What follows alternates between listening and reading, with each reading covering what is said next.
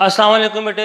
Unit number 3 जिसका नाम है वेरिएशन, इसका हमने आगाज़ किया हुआ था। आज हम एक्सरसाइज करेंगे एक्सरसाइज 3.2।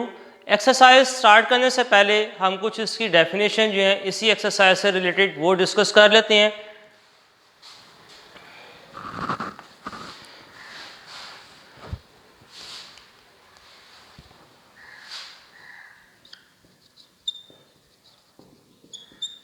वेरिएशन का सिंबल जो है बेटे वो कुछ इस तरीके से है, ठीक है। Read as varies as is called the variation, और प्रोपोर्शनलिटी भी बेटे इसको हम क्या कहते हैं, साइन को कहते हैं।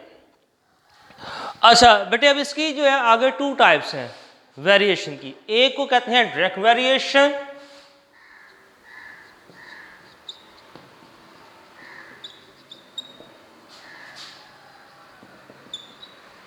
डायरेक्ट वेरिएशन बेटे क्या होता है, ये 2 क्वांटिटीज के दरमियान में ऐसा रिलेशन होता है, अगर एक क्वांटिटी इंक्रीज हो रही है तो दूसरी क्वांटिटी भी क्या होगी, इंक्रीज होगी, ठीक है।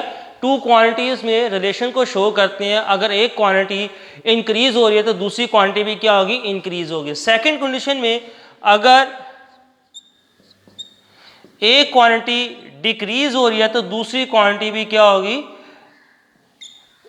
डिक्रीज होगी, ठीक है। फॉर एग्जांपल, अगर एग्जांपल से समझाऊं, जैसे पीटीएसएल अगर फ़ोन की बात करें, अगर पीटीएसएल से जितनी ज़्यादा आप कॉल्स करेंगे तो बिल भी आपको उतना ही कॉल्स के हिसाब से ज़्यादा आएगा। जितनी कॉल्स कम करेंगे तो बिल भी आपको उतनी हिसाब से क्या आएगा, कम आएगा, ठीक है।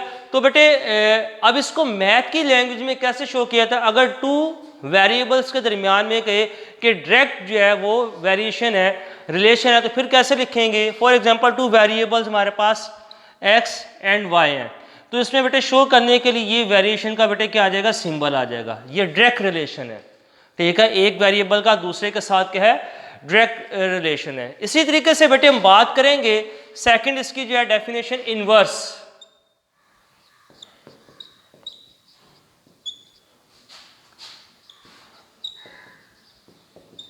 इनवर्स वेरिएशन, ये 2 क्वांटिटीज के दरमियान में ऐसा रिलेशन होता है कि अगर एक क्वांटिटी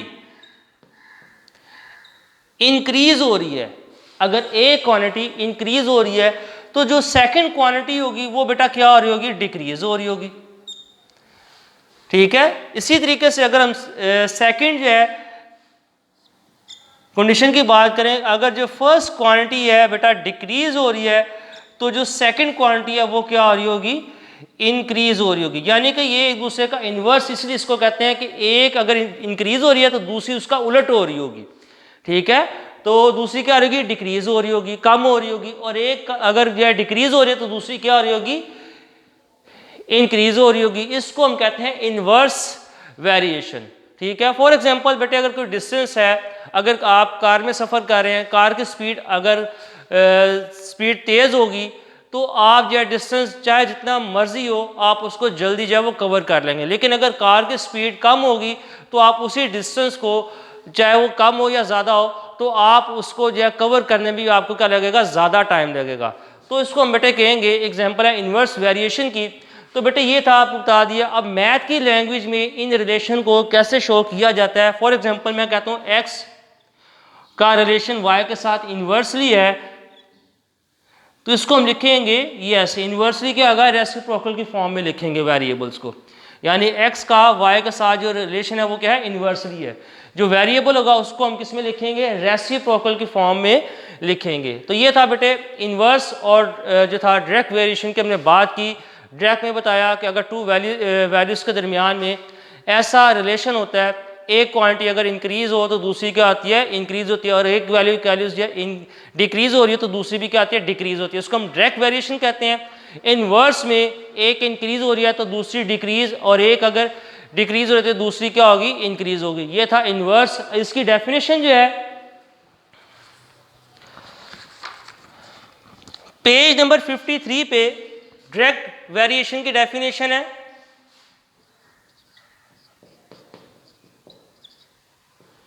पेज नंबर 53 पे डायरेक्ट वेरिएशन की डेफिनेशन है, if 2 quantities are related in such a way that increase decrease in one quantity causes increase decrease in the other quantity, then this variation is called direct variation. और page number 55,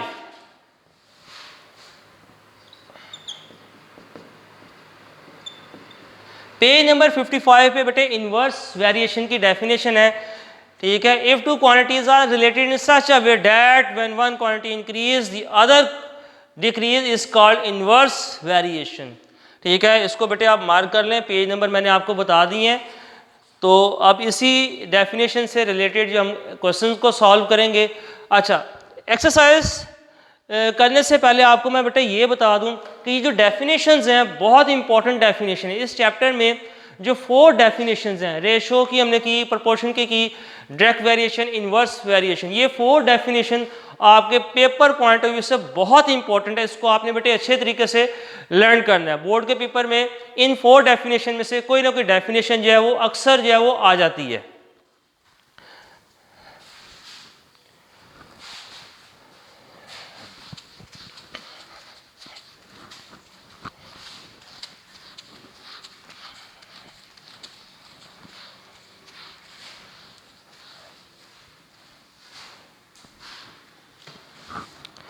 ये बेटा question number, इस exercise में से जो question हमने करने हैं वो आपको बता देते हैं। सबसे पहले question number 1, question number 5, question number 8, question number 10, question number 11 और क्वेश्चन नंबर 13। ये क्वेश्चन जो है हमने इस एक्सरसाइज से करने हैं। क्वेश्चन नंबर 1 एंड 5 बेटे ये जो है डायरेक्ट वेरिएशन है के क्वेश्चन है, उससे रिलेटेड है, और आगे के क्वेश्चन जो है ये सारे जो है इनवर्स से हैं, ठीक है, इनवर्स वेरिएशन से रिलेटेड है। डेफिनेशन अभी जो हमने की डायरेक्ट वेरिएशन, उससे रिलेटेड जो है क्वेश्चन जो है क्वेश्चन नंबर 1 एंड 5। तो बेटा स्टार्ट करते हैं क्वेश्चन नंबर 1। क्वेश्चन नंबर 1 के कुछ पार्ट्स हैं। उसने सबसे पहले पूछा है y varies directly as x, y का जो रिलेशन एक्स के साथ वो डायरेक्टली है। आगे बेटा x और y की वैल्यूज गिवन है, ठीक है। तो y की वैल्यू 8 है और x की वैल्यू 2 है। फाइंड, नीचे कुछ बेटे पार्ट्स दिए गए हैं, उसको हमने सॉल्व करना है। स्टार्ट करते हैं।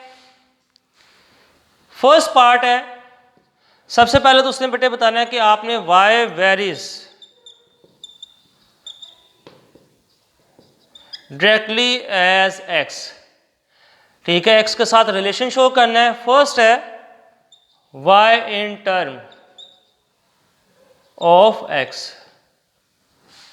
y का x के साथ क्या रिलेशन है, इसको आपने मैथमेटिकल फॉर्म में बताना है, ठीक है। तो ये बेटे आ जाएगा इसका आंसर y, ये वेरिएशन का साइन, उसके बाद बेटे आ जाएगा x, ये हमने मैथमेटिकल फॉर्म में बता दिया। अच्छा, अब ये वेरिएशन का साइन जब हम रिमूव करते हैं तो इक्वल का साइन आएगा। इक्वल के साइन के बाद जो भी वेरिएबल होगा बेटा इसके साथ क्या आ जाएगा, k आ जाएगा। k जो है ये हमारे पास बेटे क्या आती है, कांस्टेंट वैल्यू होती है,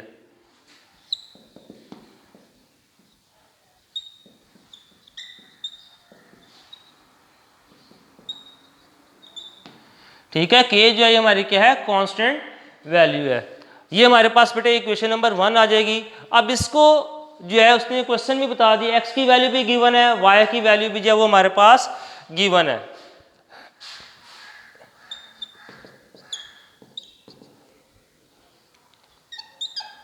अब ये वैल्यूज क्यों गिवन है, ठीक है। फर्स्ट ऑफ ऑल आप बेटे जब क्वेश्चन को देखेंगे तो देखने के बाद आपको पता चलेगा कि ये जो था क्वेश्चन हमारे पास मौजूद है, इसके अंदर जो वेरिएबल यूज हो रहे हैं, जैसे यहाँ पे इस इक्वेशन में x and y 2 variables use हो रहे हैं, तो उनकी वैल्यू भी हमारे पास गिवन है, उनकी वैल्यूज भी गिवन होगी। ये वैल्यू क्यों गिवन होगी, ताकि हम वैल्यूज को इक्वेशन में पुट करके k की वैल्यू जो है वो फाइंड कर सकें कि कांस्टेंट वैल्यू क्या है, ठीक है। तो k की वैल्यू फाइंड करने के लिए पहले इक्वेशन में जो भी वेरिएबल्स आपके पास यूज हो रहे होंगे उनकी वैल्यूज जो है बेटे वो क्या होगी, गिवन होगी। तो सबसे पहले बेटे हम इसको k की वैल्यू फाइंड कर लेंगे। तो k की वैल्यू फाइंड करने के लिए इक्वेशन नंबर 1 ही बेटे हम यूज करेंगे। पुटिंग द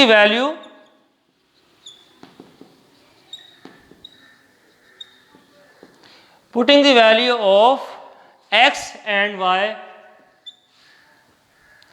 y की जगह पे y की वैल्यू पुट कर देंगे और x की जगह पे x की वैल्यू पुट कर देंगे। अब 2 जो है k के साथ बेटे मल्टीप्लाई है यानी प्रोडक्ट की फॉर्म में है, जब इक्वल के दूसरी साइड पे इसको मूव करेंगे तो 8 के नीचे जाके क्या आ जाएगा, डिवाइड हो जाएगा। आपको पता है कि जब एक side value equal pay multiply की फॉर्म में है, जब दूसरी साइड पे मूव करते हैं तो क्या आती है, डिवाइड हो जाती है। तो ये बेटे आ जाएगा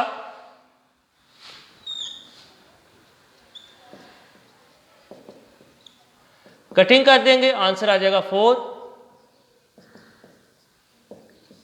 के का आंसर क्या आ गया बेटा, 4 आ गया। अब इसके बाद हमने करना क्या है, इसको के की वैल्यू जो फाइंड कर लेंगे इक्वेशन नंबर 1 में जो है वो पुट कर देंगे, के की जगह पे वैल्यू पुट कर देंगे।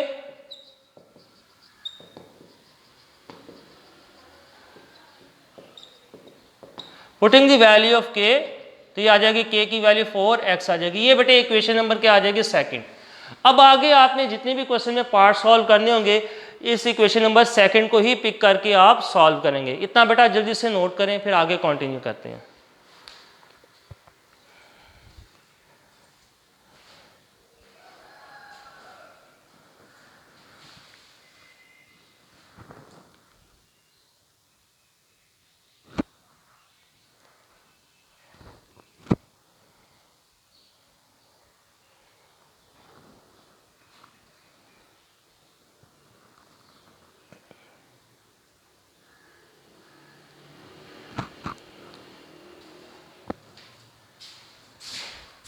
जी बेटे आगे जो है सेकंड पार्ट जो है इसको डिस्कस कर लेते हैं।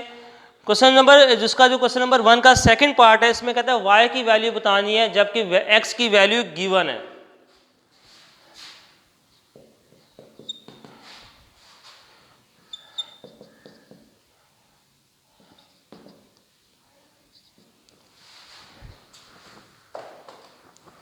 जी तो बेटे इसको फाइंड करने के लिए हम सेकंड इक्वेशन ही यूज करेंगे, putting the value of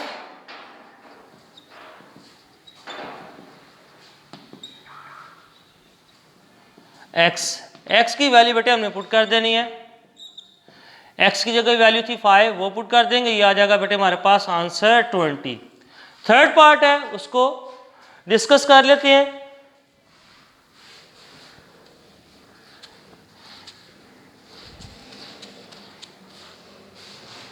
third part में बेटे हमसे पूछा गया है कि आपने x की वैल्यू बतानी है और y की वैल्यू हमारे पास क्या है, गिवन है।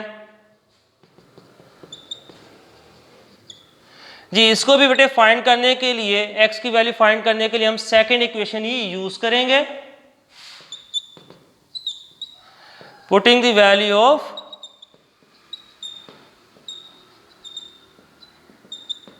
y की वैल्यू बेटा पुट करेंगे। अब 4x के साथ बेटा मल्टीप्लाई है, दूसरी साइड पे जाके डिवाइड हो जाएगा, तो कटिंग कर देंगे, आंसर आ जाएगा 7। तो ये था हमारा बेटा क्वेश्चन नंबर 1 था जो हमने सॉल्व किया आज। तो इसी से रिलेटेड बेटे क्वेश्चन नंबर 5 है वो आपने खुद सॉल्व करना है। तो ये था बेटे हमारा आज का लेक्चर था जो कि इख्तिताम हुआ। इंशाअल्लाह आपसे दोबारा मुलाकात होगी अपने नए लेक्चर के साथ। तब तक के लिए इजाज़त दें, अल्लाह हाफिज़।